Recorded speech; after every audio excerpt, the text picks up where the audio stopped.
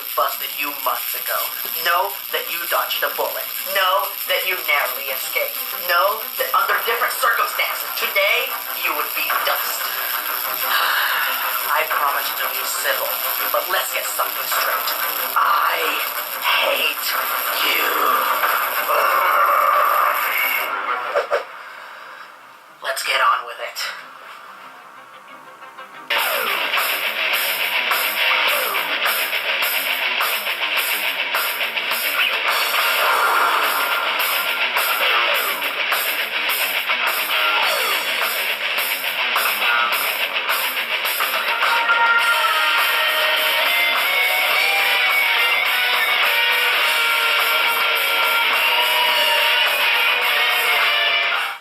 Fanboys and fangirls, I'm Erod and I'm the Blockbuster Buster.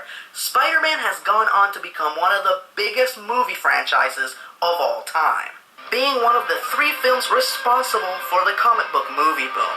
But its success, it's also its downfall, as a great deal of studio meddling and last-minute rewrites caused the 3rd film in the franchise to be a sordid mess. And in 2010, when Sony feared losing the rights to the franchise if they didn't produce another film by a deadline, in which the director and star of the first 3 films were unavailable, they opted to produce a remake instead. A remake that came out just 4 years after the last movie, making it the fastest remake in film history, even faster than The Hulk.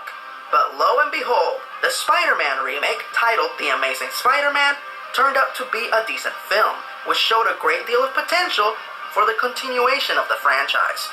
So as fans, we accepted this new chapter of Spider-Man and looked forward to its inevitable sequel.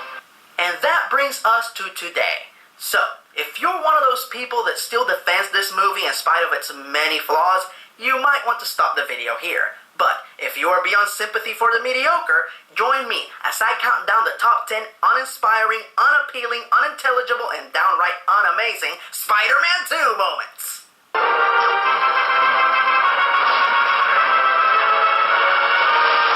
Number 10. While this movie has one of the greatest ensemble casts ever assembled, I think we can all agree that they wasted Paul Giamatti and Chris Cooper.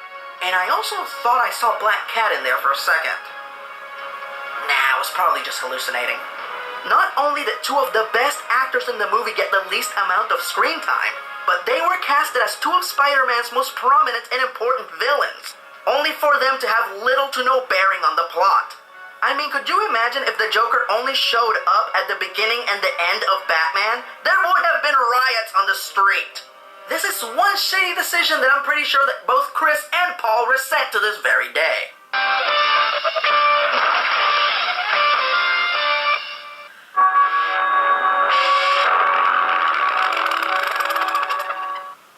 Oh, hi, Uatu. Hi. You're not going to introduce yourself? No. Do you have any obscure facts about this movie that you would like to share? Not really. Were you also disappointed by the film? Yeah. So, this is just a pointless cameo as part of a pathetic plea for sympathy. Exactly. Well, it's a good thing this movie doesn't stoop to anything as cliched and obvious. Wait a minute.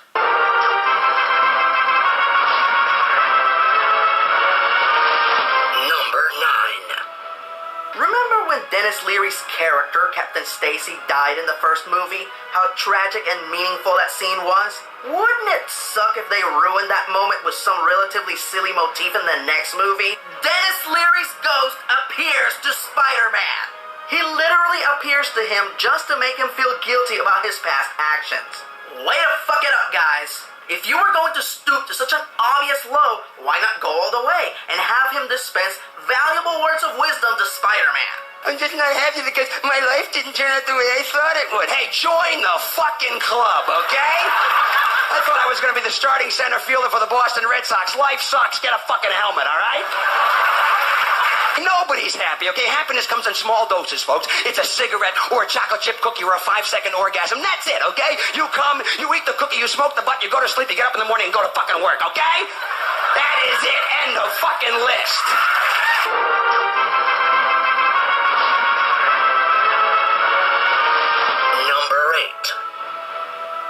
first movie dared to explore one of the facets of Spider-Man's history that very few adaptations dare to explore, the disappearance of Peter Parker's parents. But like many plot points from The Amazing Spider-Man, this was not resolved in the first movie. So, right out of the gate, we jump right back into that storyline, where we find out that Peter's parents were on the run as they had the secret to unlocking spider-like extra-human abilities that Norman Osborn wanted to keep for himself, to the degree that he had Peter's parents killed. Mid-movie, Peter is told that his parents were crooked and that they stole the formula, even though we already know they didn't. Then, after he disowns his parents, just a few scenes later, he finds out that they were good guys all along, which we already knew. So we waited all this time for the main character to find out information that we both already knew and didn't care about. We never got to know Peter's parents. We know Uncle Ben, Aunt May, and Gwen. Those are the characters that we care about. To devote so much time and effort to characters that we barely know, only to tell us crap that we were already painfully aware of, is just asinine and wasteful.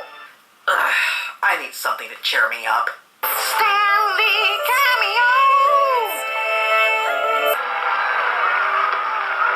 Peter Parker. I think I know that guy.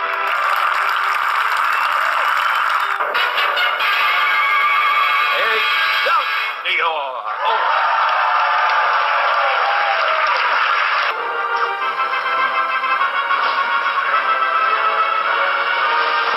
Number 7. As I stated during my honest review of the first movie, that film had too many loose plot threads, but I didn't complain too much, as I naively assumed that all those plot threads would be tied up in this movie. Guess what? Most of them weren't! We still don't know who the guy in the hat is. There are plenty of theories, but nothing concrete. Why was he creating supervillains? Did anybody ever deal with the jerk that fired Kurt Connors? He was planning on testing an unlicensed drug on war veterans. Last time I checked, that was illegal. Why did Spidey stop hunting the guy that killed Uncle Ben? Did he just lose interest? What the hell did Norman Osborn die of? And for that matter, why did the disease give him lizard hands? The world may never know. Once again, I could possibly dismiss all of this under the assumption that all of these questions would be answered in a later sequel, but there's just too many things about this movie that bother me. Namely,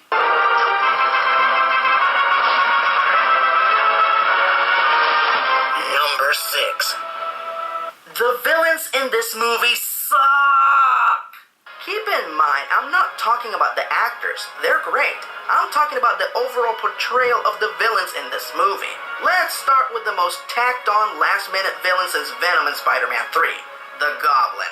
This is the first appearance of Spider-Man's greatest enemy in the rebooted franchise. And not only do they discard his best-known alter ego within the span of 5 minutes, but they pass the mantle of the Goblin to this rich, skinny, whiny little twerp who isn't worthy of carrying the Goblin's stylish purple purse.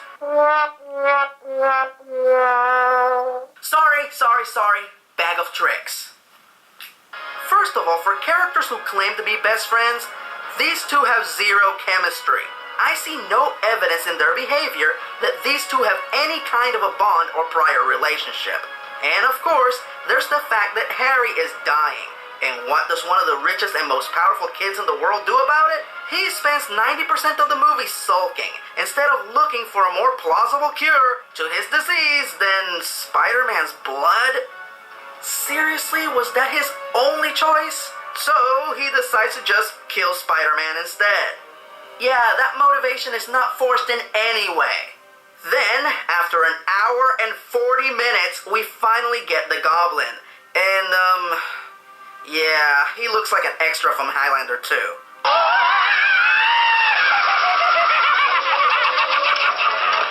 While I freely admit that Sam Raimi's version of the Green Goblin could use some improvement, this was not improvement!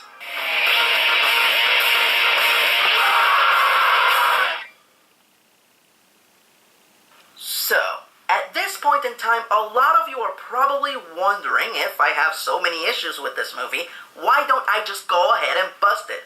Well, as much as it pains me to admit it, this movie does have some redeeming qualities. namely, the actors. Andrew Garfield did a spectacular job as Spider-Man. I would even go as far as to say that in this film he completely surpassed Tobey Maguire. Andrew just owned it and brought Spidey to life in full glory, as a playful, overly talkative hero of the people. In fact, his interactions with the citizens of New York are a major highlight of this movie. His chemistry with Sally Field is perfect. Hey, wait, what are you doing? No, I do the laundry. I'm doing my laundry. No, I do the laundry. This No, is I know, this is my job. I've been doing your laundry since you were 6 years I old. understand that. I'm in college now. I think it's time that I took care of my own dirty underwear. Last time you did the laundry, you turned everything blue and red. And I enjoyed all of their scenes together, especially the one where she gets onto him for glorifying the ghost of his dad, who abandoned him. All the while, Uncle Ben and her dedicated their lives to taking care of Peter and loving him like a son. And I would be lying if I claimed that I didn't get a little choked up every time I see this scene. Unfortunately, this well-performed, well-directed scene is followed by one of the worst scenes in film history.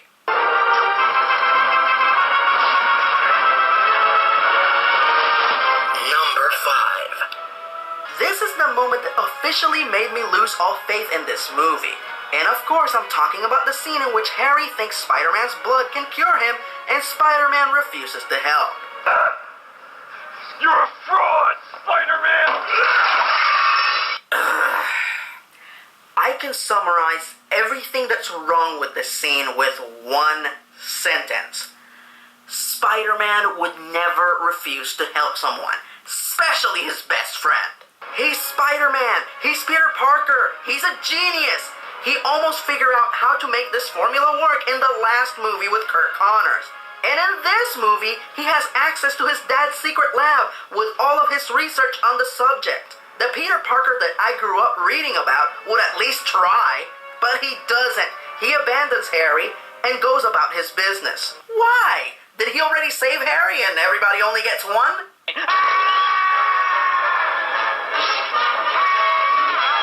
Wow, thanks, Spider-Man. Everybody gets one.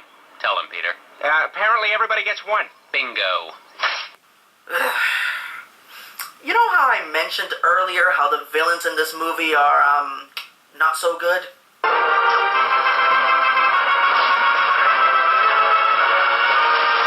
Number 4.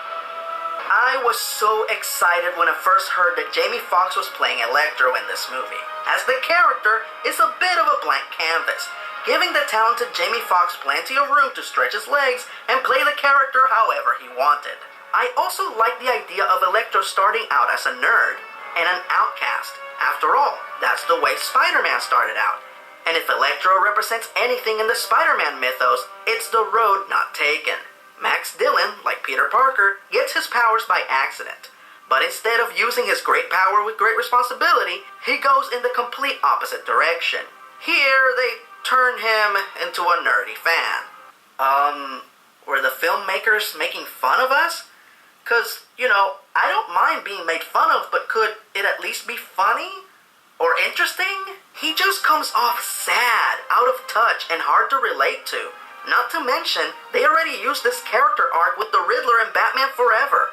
And as terrible as that movie might be, they handled that storyline a lot better than they did in this movie. There, you have no doubt why Edward Nygma would resent Bruce Wayne. I'm sorry, Ed, then the answer's no.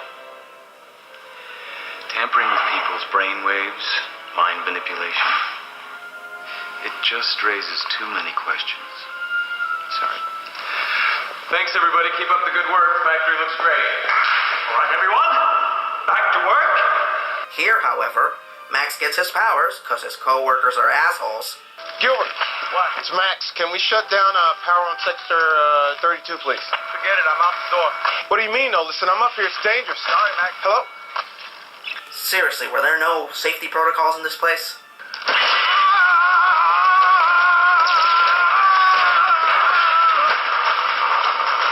And his motivation for turning evil is Spider-Man stole his spotlight. Stupid! You're so stupid! And yes, like most people, I also notice how he got his powers from electric eels, and yet he is vulnerable to water. Go figure. Like the Goblin, this character also feels tacked on. Like they wrote the whole movie and said, shit, we forgot to add in a villain. Throw in Electro, he hasn't been in a movie before. This is even more evident by the fact that their story arcs are not intertwined. Usually, it's Peter's mentors, father figures, and friends who are transformed into Spider-Man's villains, giving Peter a severe conflict of interest. Here, there's nothing. Absolutely nothing. These characters are nothing to each other. They have no connection other than running into each other 3 times in the movie. All the while, Spider-Man is literally in the middle of something else. Max meets him, he's obsessed. He runs into him again, he tries to kill him. For reasons that are too stupid to dignify with a second explanation. And then they fight once more during their final showdown. Which brings me to my next point.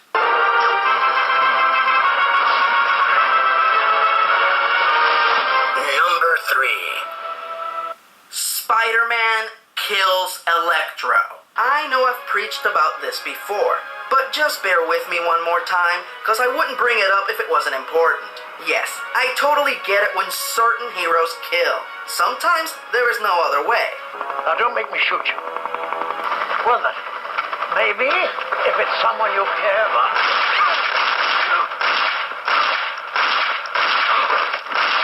But the main appeal of characters like Superman and Spider-Man is that they serve as a shining example to all other heroes. They are the guys who make the hard decisions and always find a better way, as they do their best not to stoop to the level of their enemies. Initially, Spider-Man hunted down Uncle Ben's killer to kill him, but once he realized it was the same man, he refused to stop at the wrestling show robbery. He couldn't go through with it. The shame of being partially guilty for his uncle's death is Spider-Man's main motivation. His choice not to be like the heartless man that robbed him of his uncle. So for him to just carelessly kill Electro without even considering any other way of stopping him tarnishes everything this great character stands for. Electro is dead and he doesn't even lament it. Spider-Man is too smart and too noble to act this way. He wouldn't even let his worst enemy die without at least trying to save him. Help! Help me! Oh, where am I? What's going on?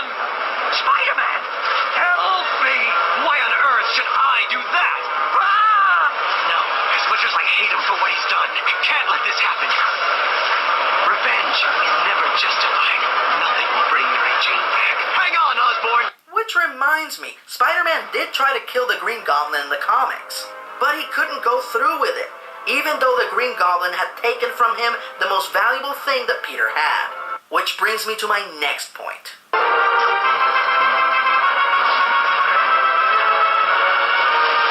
Number 2. The number 1 reason why I don't bust this movie is because the portrayal of Peter Parker and Gwen Stacy's relationship is perfect. As I've stated before, director Mark Webb is the master of on-screen relationship. And this particular talent is very much present in both of his Spider-Man films.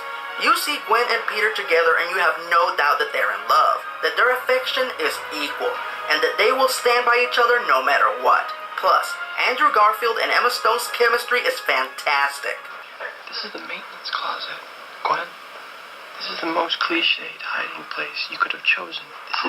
This is the stupidest hiding place. Take us to the Bahamas of hiding places. For this reason, I feel that they are not just the best couple in any comic book movie, but I also feel that their relationship and their scenes together are actually the best part of this movie. And for this reason, I feel that this was not the right time to kill off Gwen.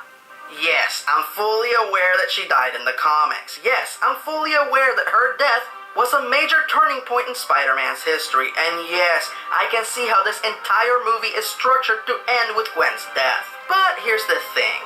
Killing off a major character should be a bold move by the writer, with the intention of the event leading to the growth and evolution of the surviving characters. They literally killed off the best part of the movie. The one part that didn't feel hokey or ill-conceived. The part that felt organic and brilliantly portrayed. The part that very few directors could pull off in any movie. And they destroyed it. This, my friends, is the perfect metaphor for the overall quality of this movie. The one thing that the filmmakers did perfectly is gone. And now for my number 1 unamazing Spider-Man moment.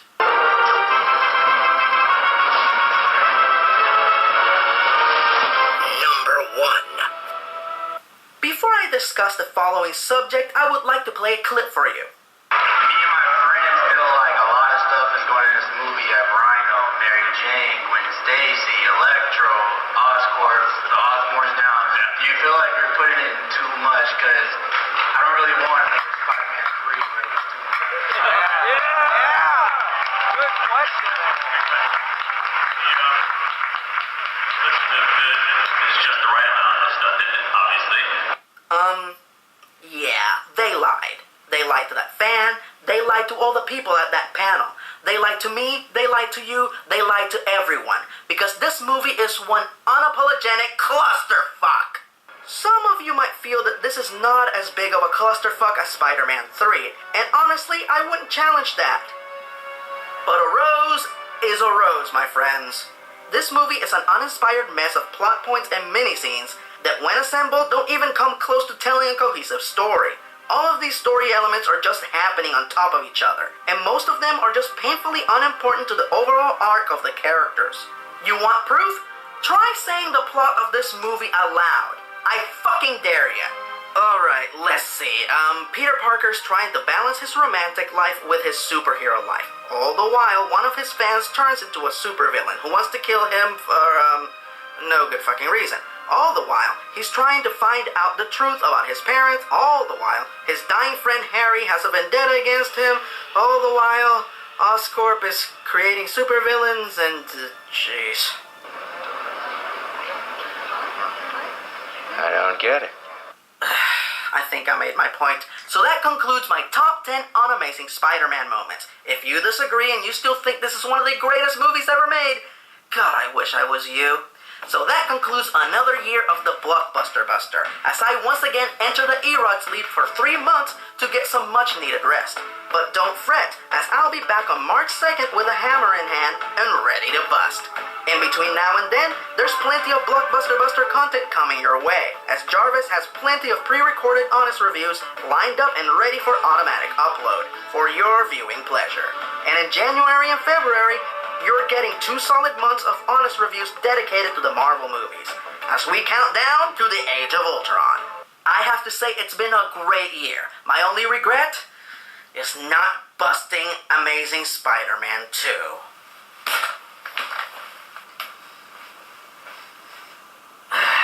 Looks like you live to see another day. You know, I've never not busted a movie that I wanted to bust. I'm surprised that there are no repercussions.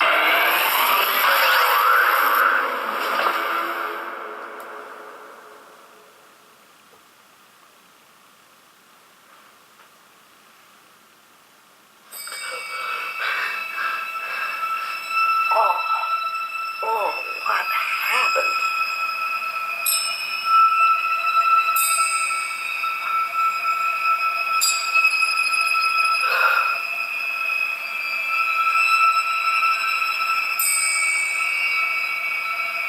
Jarvis, what day is it? Jarvis?